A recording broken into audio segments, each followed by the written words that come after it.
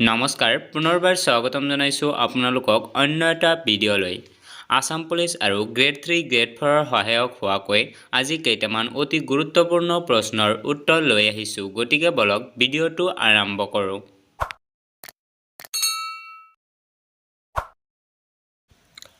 আজিৰ প্ৰথম প্ৰশ্নটো হৈছে প্ৰথম কোনজন অসমীয়াই ভাৰতীয় জাতীয় কংগ্ৰেছত যোগদান কৰিছিল?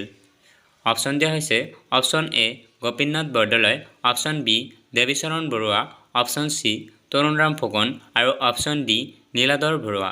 বন্ধুসকল, ইয়াৰ শুদ্ধ এনচাৰটো হৈছে option C Tarunram Phukan.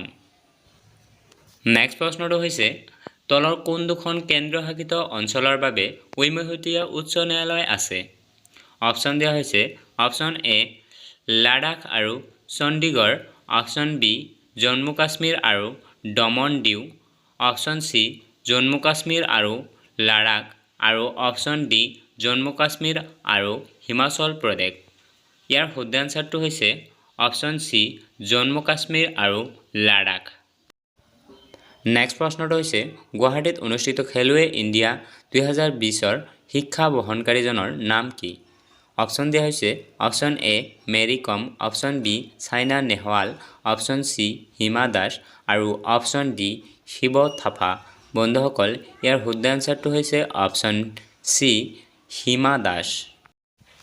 Next প্ৰশ্নটো হৈছে ৰাষ্ট্ৰীয় বালিকা দিৱস কেতিয়া পালন কৰা হয়? অপশ্যন দিয়া হৈছে অপশ্যন এ 23 জানুৱাৰী, বি 24 জানুৱাৰী, চি 25 জানুৱাৰী আৰু ডি 26 জানুৱাৰী।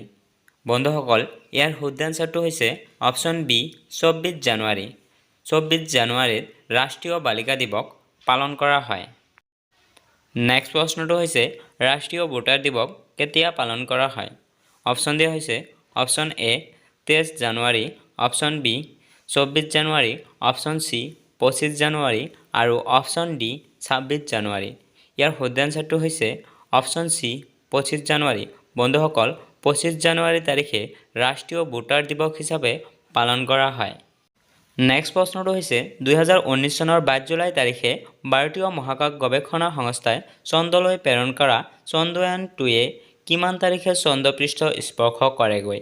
অপশ্যন দিয়া হৈছে অপশ্যন এ 5 ছেপ্টেম্বৰ 2019, অপশ্যন বি 6 ছেপ্টেম্বৰ 2019, অপশ্যন চি 7 ছেপ্টেম্বৰ 2019 আৰু অপশ্যন ডি 8 ছেপ্টেম্বৰ 2019। ইয়াৰ শুদ্ধ এনচাৰটো হৈছে অপশ্যন বি 6 ছেপ্টেম্বৰ 2019। নেক্সট প্ৰশ্নটো হৈছে ভাৰতীয় ৰেলে কিমান চনৰ ভিতৰত 100% বিদ্যুৎ চালিত ৰেলৰ চলাচল সম্পূৰ্ণ কৰিবলৈ থিৰাং কৰিছে? অপশ্যন দিয়া হৈছে অপশ্যন এ 2022 চনত, অপশ্যন বি 2024 চনত, অপশ্যন চি 2030 চনত আৰু অপশ্যন ডি 2032 চনত। ইয়াৰ শুদ্ধ এনচাৰটো হৈছে অপশ্যন বি 2024 চনত। বন্ধুসকল, 2024 চনত ভাৰতে 100% বিদ্যুৎ চালিত ৰেলৰ চলাচল সম্পূৰ্ণ কৰিবলৈ থিৰাং কৰিছে। নেক্সট প্ৰশ্নটো হৈছে বিশ্ব জল দিৱস উদযাপন কৰা হয়?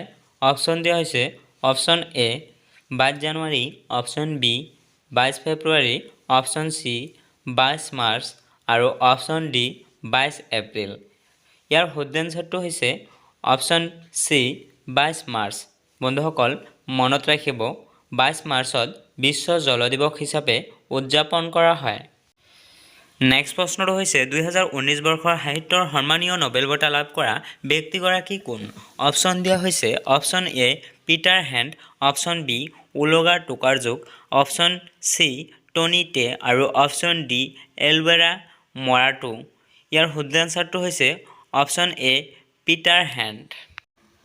নেক্সট প্ৰশ্নটো হৈছে কোনখন ৰাজ্যত ৱেষ্ট টু এনাৰ্জিৰ বাবে APGCL স্থাপন কৰা হৈছে? অপশ্যন দিয়া হৈছে option A Arunachal Pradesh, B Bihar, C Assam আৰু ডি অন্ধ্ৰ প্ৰদেশ। ইয়াৰ শুদ্ধ এনচাৰটো হৈছে অপশ্যন চি অসম। আজিৰ হোমৱৰ্ক কুৱেশ্যনটো হ'ল কিমান চনত কাজিৰঙা ৰাষ্ট্ৰীয় উদ্যানখনে টাইগাৰ ৰিজাৰ্ভ হিচাপে স্বীকৃতি পাইছিল? অপশ্যন দিয়া হৈছে অপশ্যন এ 2009 চনত, অপশ্যন বি 2010 চনত, অপশ্যন চি 2006 চনত আৰু অপশ্যন ডি 2007 চনত। ইয়াৰ শুদ্ধ এনচাৰটো জানিলে তলত কমেণ্ট কৰক আৰু যদি এতিয়ালৈকে আমাৰ টেলিগ্ৰাম আৰু হোৱাটছআপ গ্ৰুপত জইন হোৱা নাই তেনেহ'লে তলত দিয়া লিংকত ক্লিক কৰি এতিয়াই জইন হৈ লওক। আজিৰ ভিডিঅ'ত ইমানখিনিয়ে। যদি ভিডিঅ'টো ভাল লাগে তেনেহ'লে লাইক, কমেণ্ট, শ্বেয়াৰ আৰু ছাবস্ক্ৰাইব কৰি ল'ব। ধন্যবাদ।